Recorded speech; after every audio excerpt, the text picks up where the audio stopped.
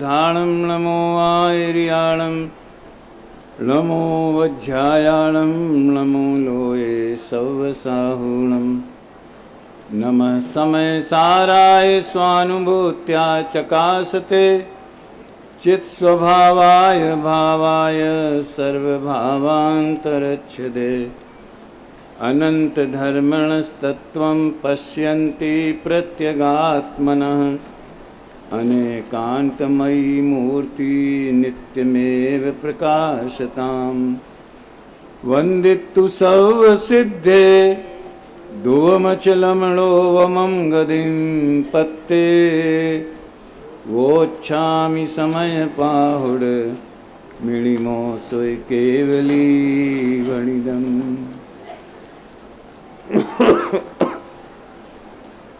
समय सार परमागम शास्त्र का रसपान करने का ये मंगल अवसर है।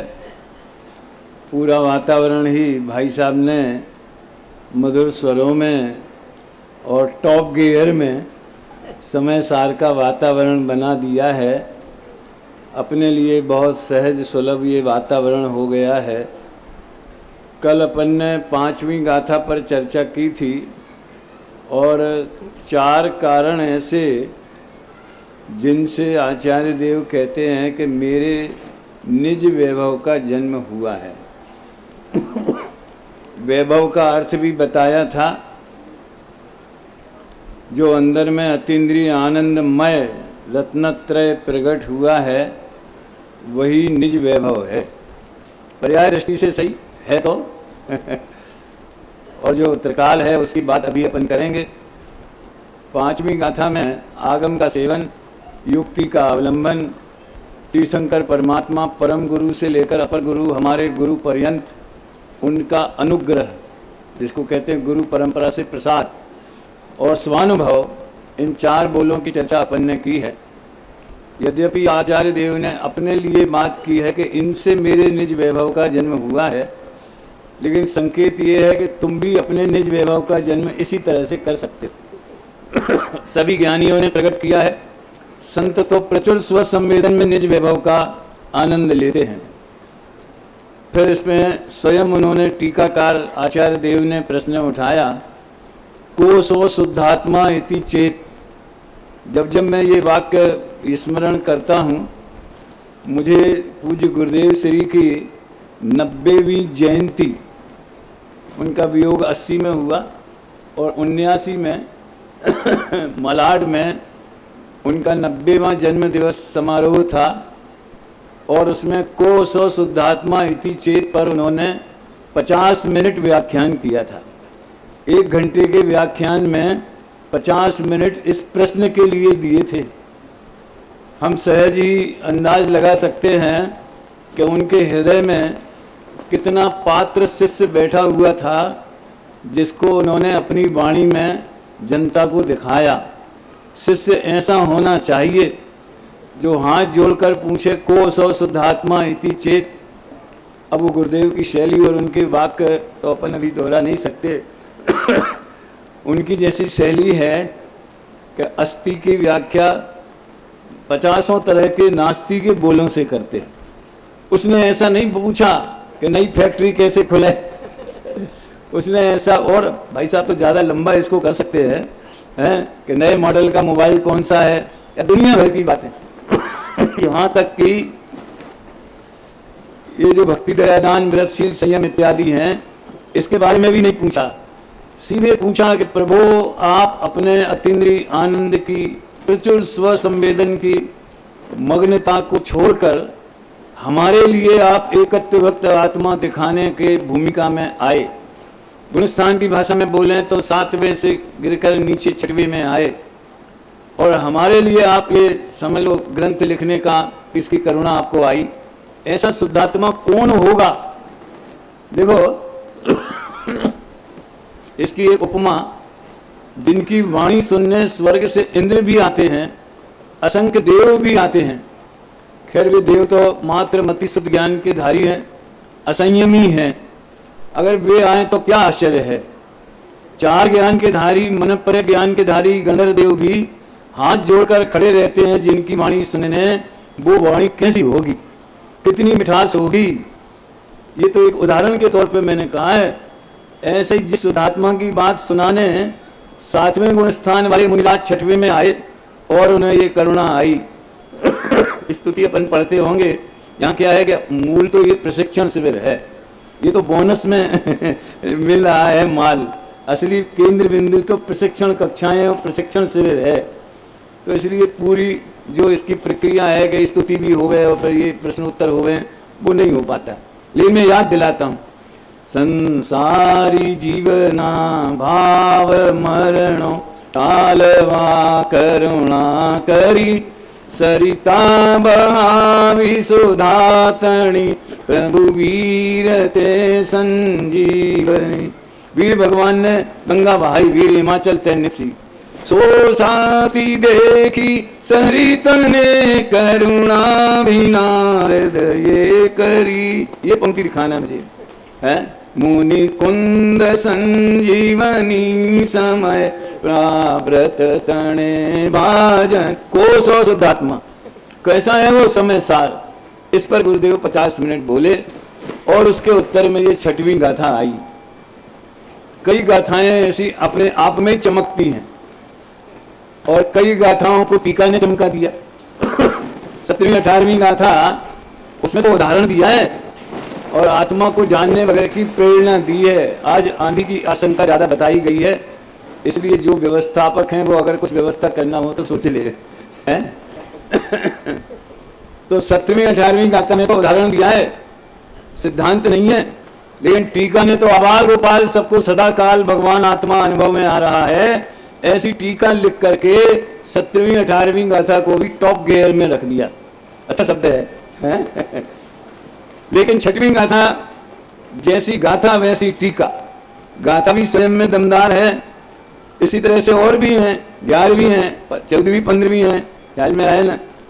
फिर उधर 31वीं आ जाती, फिर 38वीं आ जाती, फिर 49वीं आ जाती, फिर तो एक से एक मिलेंगी। खोजने की नजर चाहिए। इस गाथा को जितनी भी अपन 20-25 ऐसी स्वयं चमकदार गाथाएं छांटें, हमसे तो 100 गाथाएं सिलेक्शन करवा के समय सार का जो कीर्ति स्तंभ रखा ना जगह जगह, उसमें लिखवाई गई। तो उसका भी एक व्यू था, अभी उसकी चर्चा नहीं है। मूल प्रकरण कहाँ चालू होता है, फिर बाकी 10-20 गाथाओं में उसका विस्तार है। समझ में आया ना। तो मूल प्रकरण की गाथाएं, इसे गुरुदेव श्री छठी का लेख कहा करते थे। और जैसे कि लोक एक मान्यता है कि जन्म के 6 दिन बाद में कोई देवी आकर के प्रारब्ध लिख देती है। छठी का लेख जो लिख गया तो समझ लो अमिट हो गया, वैसी ये अमिट गाथा है। समय सार का मूल प्रतिपाद्य विषय इसी गाथा से प्रारंभ होता है। 5 गाथाओं की चर्चा आप सुन चुके हैं, वो तो मैंने कहा था वो फाउंडेशन है, भूमिका है। और प्रतिज्ञा वाक्य एकत्वक्त आत्मा में 5वीं गाथा में किया है। समय सार शुरू हो गया 6वीं गाथा में, और बाकी पूरे ग्रंथ में मानो इसी नींव पर ही, इसी गाथा पर ही उस ज्ञायक भाव का भी अस्थि से, नास्ति से, व्यवहार से, कर्ता कर्मी की भाषा में 9 तत्वों में छुपी हुई आत्म ज्योति। तो पहले वो आत्म ज्योति दिखा दी, बाद में 9 तत्व दिखाए। 13वीं गाथा में उन्होंने अधिकार सूत्र रचा कि जीव जीव आश्रव बंध संबंध निजरा पुण्य पाप, ये सब इनमें भगवान आत्मा विद्यमान है। 9 तत्व गतत्वेपि ये एकत्व न मुंचति। गाथा का विषय बहुत गंभीर भी है, लेकिन दुष्कर नहीं है, सरलता से अपन समझ सकते हैं। और आप सबका भी इसमें वातावरण बने, आप सहभागी होवें, इसके लिए आप इसे, मैं गाथा पाठ करता हूँ, आप दोहराएंगे। प्राकृत वास्तव में स्वयं में बड़ी मधुर गाथा है। हाथ जोड़ें सभी। णविहोदियपमत्तो णपमत्तो जान गोदुजो भावो, एवं बनन्ति शुद्धम राधो जो सो दुसो चेव, न अप्रमत है न प्रमत है, बस एक ज्ञायक भाव है। बोलिए, बोल सके तो। न अप्रमत है न, वाह, इस भांति कहते शोध पर जो ज्ञात वह तो वही है, शोध पर जो। वाह। अब देखिए इसमें एंगल क्या है, टीका का भी थोड़ा सहारा अपन लेंगे। शुरू से ही उन्होंने उस आत्मा की चर्चा की है जो न प्रमत्त है न अप्रमत्त है। कौन है वो आत्मा? तो ये तू स्वयं है। अब इसका विस्तार तो भाई साहब ने बहुत कर दिया, समल विमल वाले प्रकरण में निश्चय की बात, त्रिकाली भगवान आत्मा की बात।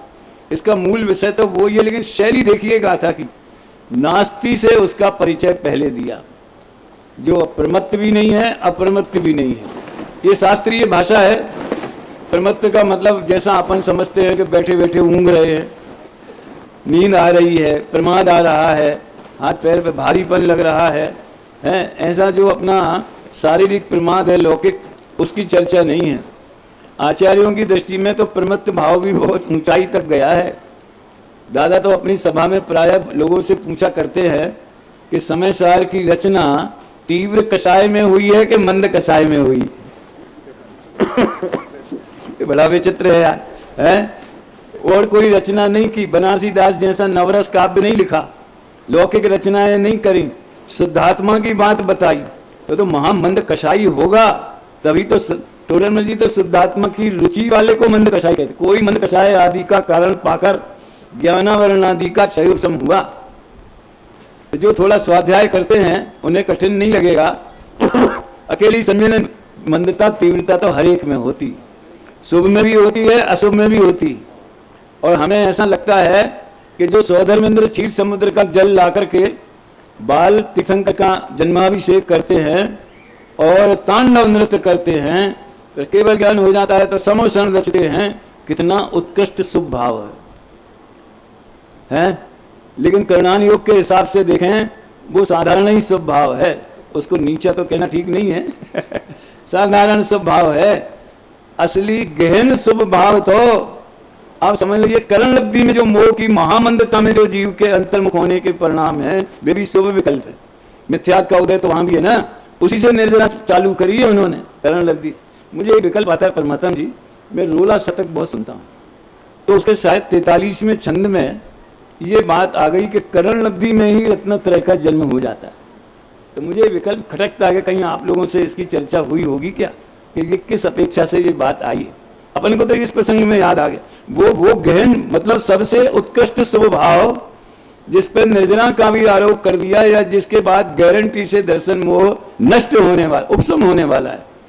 तो खैर मतलब जो क्रिया में उछल रहा हो वो उत्कृष्ट है।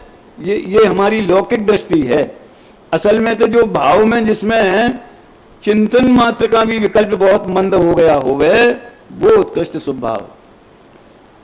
और दूसरी विवक्षा में ली जाए तो जो अपन ग्रंथों का स्वाध्याय करते हैं, वाचना से प्रचना, प्रचना से अनुप्रेक्षा, आमनाय ख्याल में आया ना, और शब्दार्थ से नयार्थ, नयार्थ से मतार्थ, मतार्थ से आगमार्थ, फिर भावार्थ, यहाँ तक पहुँचते हैं, तो उस चिंतन में यानी जिनागम के चिंतन मनन में उत्कृष्ट शुभ भाव होता है। तो इस तरह ये संजलन कषाय का तीव्र उदय था, जो विकल्प की भूमिका में आ गए। अब उसमें 28 मूल गुण और ईश्वरना समिति ये सब उसमें आ जाता है। और जब संजलन कषाय का मंद उदय होता है तो बुद्धिपूर्वक विकल्प होते ही नहीं है, तो क्रिया कैसे होगी।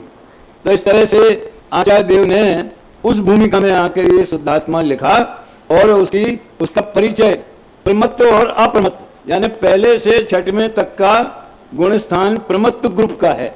समझ में आया ना। नाम भले प्रमत्त संयत नाम छठवें गुण स्थान का है, लेकिन पहले से छठवें तक का जो पूरा ग्रुप है वो प्रमत्त का है, और 7वें से 12वें तक का जो है वो अप्रमत्त का है। ऊपर के भी ले सकते हैं।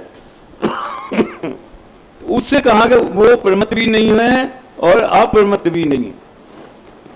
तो कैसा है, जान गोद जो भाव। अब अस्थि पे आए। देखो नास्ति से अस्थि समझाई जाती है, अस्थि से नास्ति समझाई जाती। गुरुदेव की प्रवचन शैली में एक एक कलश और एक एक गाथा में एक एक घंटा कैसे वो निकाल लेते। वास्तव में वो जो प्रवचन है वो एक अलग ही टाइप का है। वो तो स्वयं आनंद का रस पीते हैं और करुणा करके भव्य जीवों को बारंबार बारंबार समझ में आया, मतलब बहुत रिपीटेशन होता है। ये तो ऐसा ना, मेहंदी को जितना बांटो उतना रंग उसका निखरता है। वैसा वो कोई जैसे प्रोफेशनल लोग भाषण दे दिया और कोई बात डबल आ जाए तो बड़ा विकल्प होता है कि यार लोग क्या कहेंगे, तो यही बात कहते हैं। वो तो कहते हैं अध्यात्म में पुनरुक्ति दोष नहीं लगता। कभी संत लाल जी कहते हैं भक्ति में पुनरुक्ति दोष नहीं लगता और अध्यात्म में पुनरुक्ति दोष नहीं लगता।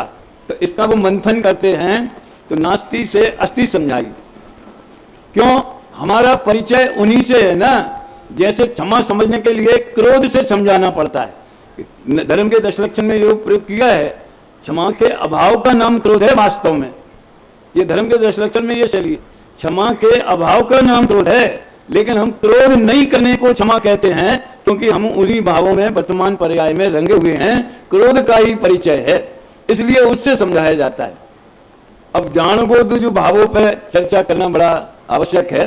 भाव शब्द के ऊपर मैं आपका ध्यान आकर्षित करता हूं। आज आप यहां से जाएं तो ये लेकर के जाएं कि ज्ञायक भाव का भाव शब्द कहा है। तो 3 ऐसी चीजें हैं जो इसमें गौण की गई। देखो, प्रत्येक वस्तु में 4 पॉइंट अवश्य ही अनिवार्य हैं। सदैव सर्वम कोने छेद स्वरूपादि चतुष्टयात् असदैव विपर्यासात् न चेतना व्यवतिष्ठते। हमारे विद्यार्थी लोग जानते हैं सब। सत एव सर्वम सत एव इति को न इच्छेत। कौन ऐसा होगा कि जो सत पदार्थ है, सभी पदार्थ सत्य हैं, लेकिन किस तरह, किस दृष्टि से, किस अपेक्षा से?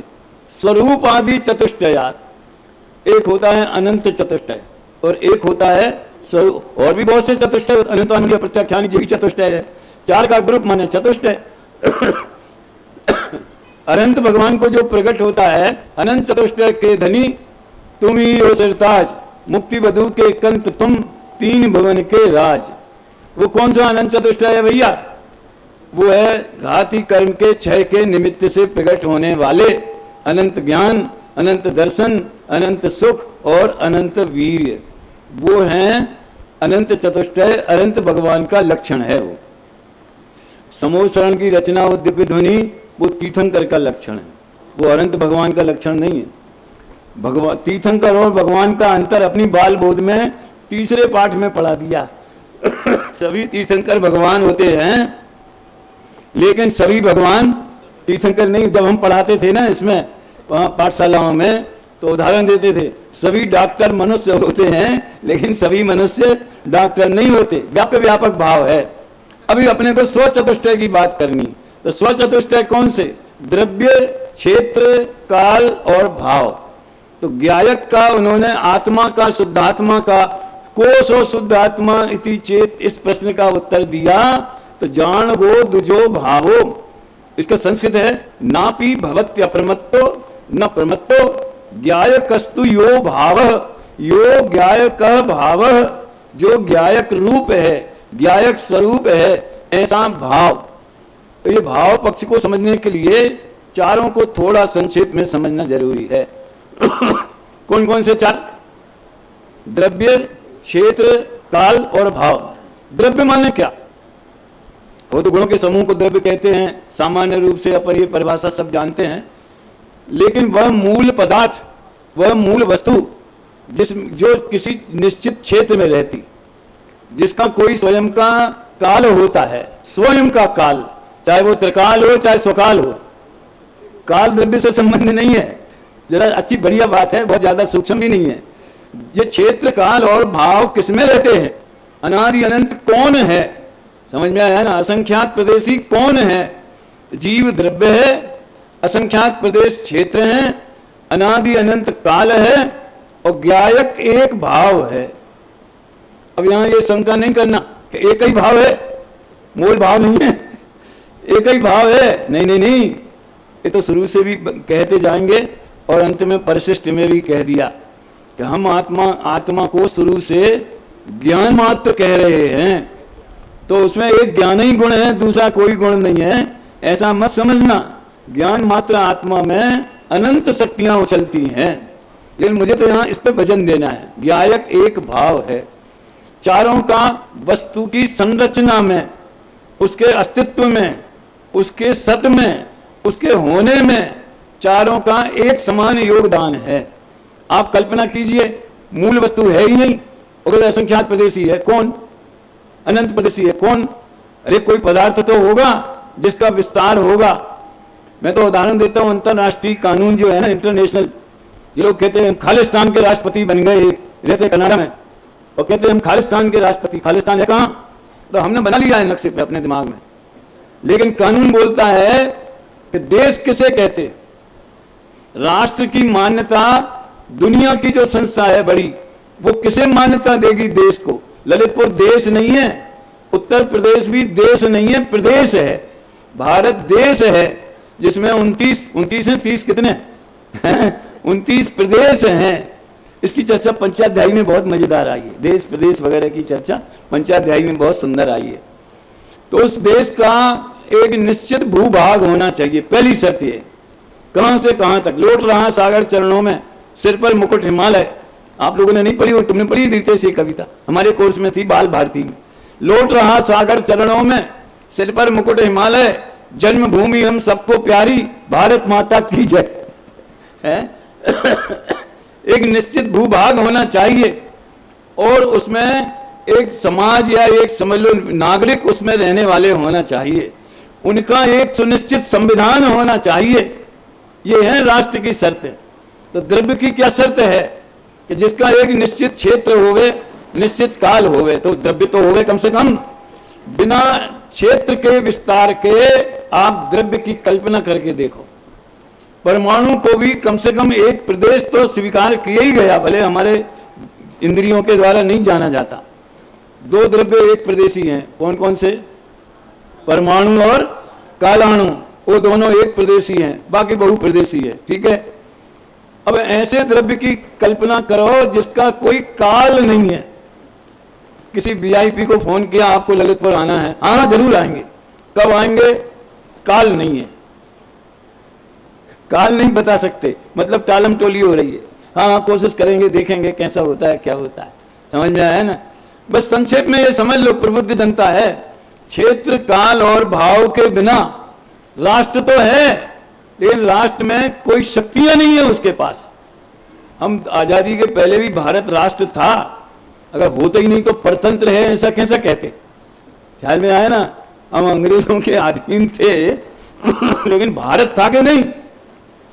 काय का भारत? कोई शक्तियां नहीं, कोई नीति निर्धारण का हमें पावर नहीं, सारा लंदन से बैठ करके संचालन होता था। समझ में आया? जो वायसराय था उसको लंदन से आदेश दे दिए जाते थे और वैसा वो शासन करता था। तो हम राष्ट्र होते हुए भी अराष्ट्र थे भैया समझ में आया ना? तो ये लौकिक व्यवस्था, दादा ने नए चक्र में लौकिक विश्व व्यवस्था और पारमार्थिक विश्व व्यवस्था दोनों का बहुत सुंदर तुलनात्मक वर्णन किया है ये व्यवहार के भेदों के प्रकरण में। तो लोक में तो ऐसा हो सकता है, वस्तु व्यवस्था में ऐसा नहीं हो सकता कि द्रव्य है और उसमें कोई गुण ना हो। समझ में आया? चेतन के बिना जीव की कल्पना करके देखो और जड़त्व के बिना अजीव की कल्पना करके देखो। अरे अजीव नाम ही गुण की तरफ से दिया है। समय हो रहा है तो अभी तो मैंने आपको केवल इतना बताया कि क्षेत्र काल और भाव के बिना द्रव्य का कोई स्वरूप सुनिश्चित नहीं होता। इसलिए जैन सिद्धांत में उत्पाद व द्रव्युक्तम सत और सत द्रव्य लक्षणम, द्रव्य का लक्षण सत है। अभी अभी कुछ लगभग 10-15 दिनों से पूज्य गुरुदेव के प्रवचन सार के द्रव्य विशेष अधिकार पर प्रारंभ हुए। इसके पहले महीना तो प्रारंभ हुए, वो तो बहुत पहले हुए थे, लेकिन वो अनंत चैनल पे आते हैं, फिर यूट्यूब में आ जाते हैं, उसकी बात मैं करता हूँ। तो उसमें उन्होंने अभी तक द्रव्य सामान्य का वर्णन किया। प्रमोद जी, जब वो द्रव्य सामान्य की बात चल रही थी तो मेरे दिमाग में आया, गजब है, सैद्धांतिक दृष्टि का द्रव्य सामान्य अलग है और आध्यात्मिक दृष्टि का द्रव्य सामान्य अलग है। सैद्धांतिक दृष्टि के द्रव्य सामान्य में द्रव्य ही है, बस जीव है कि पुद्गल है कि धर्मास्ती है कि अधर्मास्ती है कि आकाश है कि काल है, इसका कोई भेद नहीं। सामान्य का क्या मतलब होता है? भेद नहीं करो और मात्र अभेद कोई देखो तो सामान्य माने जनरल। समझ में आया ना? वो तो अंग्रेजी से हिंदी को समझाना पड़ता है, ऐसे दिन आ गए। है, सामान्य माने जनरल जनरल भोजनालय। ये सभा कैसी है? विद्यार्थियों के लिए है कि महिलाओं के लिए है कि बुजुर्गों के लिए है, किसके लिए है? सामान्य है। जिसको ये अध्यात्म तत्व सुनना है वो सबके लिए दरवाजा खुला है, किसी भी कैसी भी मान्यता रखता होवे। अरे हिंदू भी आ जाए, मुस्लिम भी आ जाए, समूह शरण में क्या ऐसा भेद होता होगा? वहां तो समूह शरण की सभा सामान्य सभा है, नारकी नहीं आते तो विशेष है है। लेकिन त्रिसंगी पंचेंद्री कोई भी 3 गति के जीव समूह शरण में आ सकते हैं, सामान्य हो गया। तो बुद्ध सामान्य सिद्धांत का, आगम शैली का, और ये यहां जो ज्ञायक भाव सामान्य है वो अध्यात्म शैली का। वहां पे अपने गुण पर्यायों के भेद को गौण करके एक चिन्ह मात्र भाव, चिन्ह मात्र कहो, ज्ञायक कहो। मुझे तो टोडरमल जी के एक वाक्य बड़ा प्रिय है और उन्होंने वो निश्चयाभासी प्रकरण में लिखा है, सर्व भेद जिसमें गर्भित हैं ऐसा चैतन्य भाव सो पारिणामिक भाव है। वो भी सामान्य है, समझ लो, बड़ा प्यारा शब्द है। तो ज्ञायक द्रव्य नहीं है, ज्ञायक क्षेत्र का नाम नहीं है, ज्ञायक काल का नाम नहीं है, ज्ञायक एक भाव है। ख्याल में आया ना? जीव द्रव्य है, असंख्यात प्रदेश क्षेत्र है, अनादि निधन काल है और ज्ञायक एक भाव है। अभी मैंने एक बात कही कि वस्तु के संरचना में सबका एक सा महत्व है, कोई पहले के कोई बाद में, कोई छोटा के कोई बड़ा, कोई कम महत्व, किसी एक के बिना वस्तु रह ही नहीं सकती। द्रव्य तो होनी चाहिए, द्रव्य कोई वस्तु कहते हैं क्योंकि उस क्षेत्र में वस्ती है, उसमें गुण अनंत बसते हैं, इसलिए उसे वस्तु कहते हैं। लेकिन वेद विज्ञान के लिए, वस्तु के परिचय के लिए सबसे ज्यादा महत्व भाव का है। ये मुझे अभी 10 मिनट में समझाना है। क्या क्या क्या बात चलना है कि वेद विज्ञान के लिए, वस्तु का पारमार्थिक परिचय के लिए सबसे ज्यादा महत्व भाव का है। देखो ऐसा है, द्रव्य की मुख्यता रखी जाए तो कोई पूज्य पूजक का भेद भी नहीं बनता। अनंत भगवान, सिद्ध भगवान कौन से द्रव्य हैं? जीव। हम कौन से द्रव्य हैं? अब वे पूज्य हो गए, हम पुजारी हो गए, ये भेद काय को करना? सभी जीव द्रव्य हैं, सभ्य शुद्ध नया, सभी जीव द्रव्य से तो सब एक से है ना। जो निगोड़ में सोई मुझ में, सब द्रव्य की बात है ना। तो द्रव्य के आधार से भेद विज्ञान नहीं हो सकता। रितेश, ख्याल में आया ना? लोक में भी आप देखें कि जिनेंद्र भगवान के इतने बढ़िया बढ़िया अंतर्मुख सैकड़ों बिंब, प्रबंध लोग जानते होंगे टोटल कितने हैं, समझ 24 ही में समझ लो, 3 है तो 72 तो हो ही गए हैं। और भी बहुत सारे, सब काय के बने हुए? पाषाण के, संगमरमर के। और मंदिर काय का? पाषाण का। और फर्श वो भी पत्थर का। जिस खान से वो पाषाण की प्रतिमा वाला पत्थर निकला, वही पत्थर को काट के टाइल्स बना के या जो भी करके हमने फर्श में लगा दिया। तो दोनों द्रव्य एक से हो गए ना, पुद्गल पुद्गल। लेकिन जिनेंद्र प्रतिमा पूज्य हो गई और वो पाषाण तो साधारण है, उस पर तो पांव रख के जाते। इतनी सावधानी तो रखते ही हैं कि जूते चप्पल पहन के नहीं जाते, ये पैर तो रखते ही है ना। तो महत्ता किसकी है? तो पाषाण के पुद्गलों की महत्ता है कि भाव की महत्ता है, जिस प्रतिमा में अनंत के भाव की स्थापना की गई। तो द्रव्य अपने आप में पूज्य नहीं है। सुनना ध्यान से, क्षेत्र से पूज्यता देखी जाए तो आकाश सबसे बड़ा है, तो आकाश पूज्य होना चाहिए। और लोकाकाश में भी आप यूं समझ लो, सब आकाश ही द्रव्य है। अब सम्मेद, शिखर और गिरनार, चंपापुर, पहाड़, तीर्थ क्षेत्र, अतिशय क्षेत्र, वे पूज्य क्यों हो गए? सब आकाश के ही हिस्से हैं ना। क्या फर्क है ललितपुर के क्षेत्र में और जिस घर में हम रहते हैं? 5 इंद्रिय के विषय भोग होते हैं, ख्याल में आने शुभाशुभ भाव होते हैं उस क्षेत्र में, आकाश में। और वो तीर्थंकरों के, मुनियों के पावन चरणों से स्पर्श की हुई पूज्य भूमि, आकाश में क्या अंतर है? भाव से क्षेत्र पूज्य हो जाता है, ये कहना है। क्या कहा? वहां जाते हो, ये तो यहाँ असंख्यों मुनिराज विचरे, क्योंकि 24 तो अनंत काल से हो रही है ना। 20 तीर्थंकर इस युग के यहाँ विचरे, यहाँ तप किया, ऐसा हुआ। वो पार्श्वनाथ की टोक पे जाए तो ऐसा लगे मानो यहाँ से ही सीधे ऊपर पार्श्वनाथ प्रभु के आत्म प्रदेश स्थित हो गए। ऊर्ध्व गति से जाते ना सीधे। तो क्षेत्र की महिमा कैसे आई? क्षेत्र से नहीं, भाव के आरोप से आई। और संक्षेप में काल की समझ लो, समझ में आया। आज समझ लो कार्तिक बदी अमावस है। कार्तिक बदी अमावस कब आती? कब आती? दिवाली कब आती है? बैसाख सुदी 2 हो गए, बैसाख सुदी 10वीं को वीर प्रभु को केवल ज्ञान हुआ। चैत सुदी 13 को क्या होता है? ये जो हम कभी कभी क्षेत्रों पे जाते हैं, जैसे हस्तिनापुर वगैरह गए ना, तो अपना कुछ भाव तो होता ही है कि भाई क्षेत्र हमारा है, तो थोड़ी बहुत फूल नहीं तो फूल की पंखड़ी दान लिखा दे। तो साहब आप कौन सी तिथि का आपको लिखना है? तो लोग बाग शादी की तिथि के जन्म तिथि, समझ में आया ना, ऐसी लिखवाते। अरे तो देह की एकता का विषय कसा के पोषण की बात है। अब लिखवाना तो ऐसा लिखवाना, चैत सुदी 13 से लिखो, वीर भगवान के जन्म कल्याण महोत्सव को लिखो, कार्तिक बदी अमावस को लिखो, श्रावण सुदी सप्तमी को लिखो। शिखर जी जाओ तो श्रावण सुदी सप्तमी की हजारों तिथियां होनी चाहिए। कब हुई श्रावण सुदी सप्तमी? क्या हुआ था? पार्श्वनाथ भगवान का मोक्ष कल्याण दिवस। ऐसी 2-4 तो याद रहना चाहिए ना। अब काल की अपेक्षा देखें तो सुदी सप्तमी हो चाहे बदी सप्तमी हो चाहे कुछ भी हो गए, क्या महत्व है काल का। लेकिन दिवाली हमारे वीर प्रभु का निर्माण महोत्सव का दिन है, तो वो काल में उल्लास विशेष आ जाता है। समझ में आया ना। काल भी स्वयं पूज्य नहीं है। कैसे पूज्य है? भाव से पूज्य। और भाव स्वयं पूज्य है।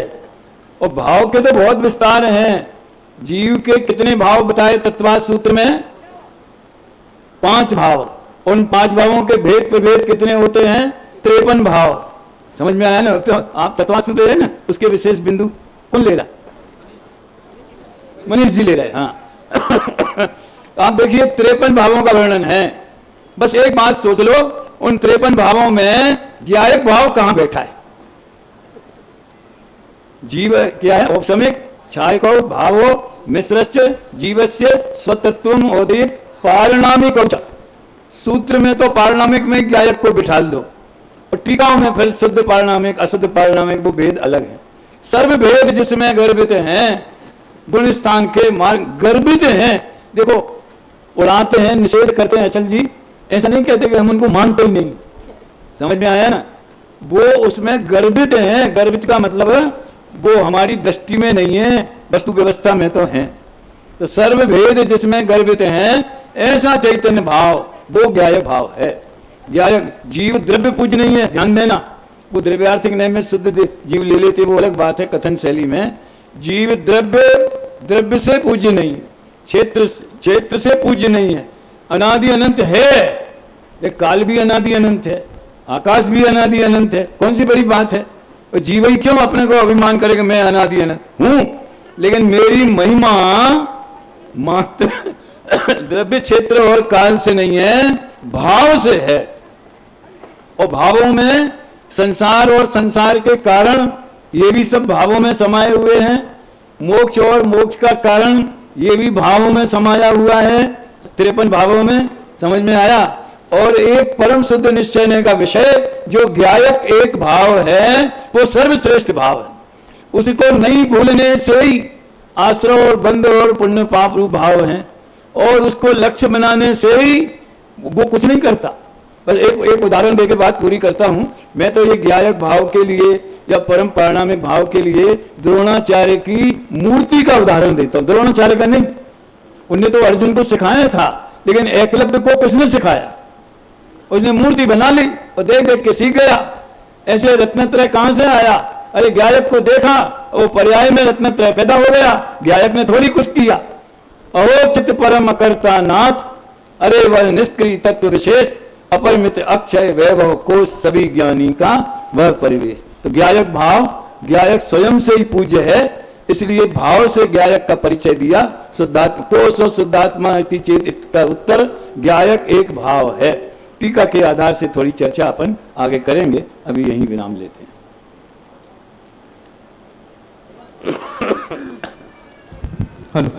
द्रव्य क्षेत्र और काल से पूज्य नहीं हूँ, भाव ज्ञायक भाव से पूज्यता है और वह ज्ञायक भाव में स्वयं हूँ। ऐसी मार्मिक चर्चा, दृष्टि का विषय जिसे लोग कठिन समझते हैं, इस विषय को बहुत सरलता से आदरणीय भाई साहब ने हमें समझाया है। और विशेष चर्चा इसके माध्यम से आगे के दिनों में हम समझेंगे। और जिसे की चर्चा आदरणीय पंडित जी साहब कर रहे हैं, आत्मा की चर्चा, उसे ही इस शैली में विशेष रूप से आदरणीय भाई साहब के माध्यम से हम समझ रहे हैं। अभी जिनवानी स्तुति के पश्चात